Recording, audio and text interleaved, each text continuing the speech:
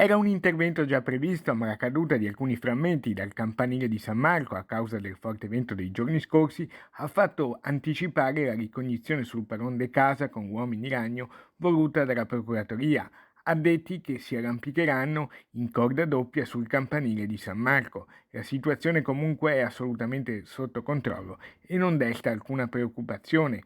Lo spiega il proto della Basilica di San Marco, architetto Mario Piana, che rivela anche come la caduta di alcuni piccolissimi frammenti sia avvenuta anche in passato. Il campanile di San Marco oramai è da decenni che ogni tanto lascia cadere qualche piccola scaglietta che si distacca dalla superficie dei mattoni, tant'è che avevamo programmato per la metà di settembre, del mese prossimo di settembre, di operare in corda doppia con una impresa specializzata che si cala dall'alto in maniera tale da controllare le quattro facciate e togliere, rimuovere i frammenti che evidentemente possono cadere.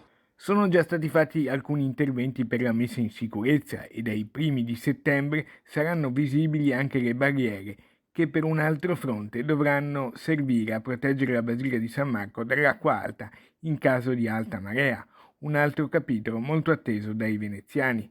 Poi, da metà settembre, l'intervento sul campanile. È stata ispezionata abbastanza velocemente naturalmente la superficie della canna laterizia del campanile e l'intervento verrà ripreso come da programma, come avevamo programmato a metà settembre.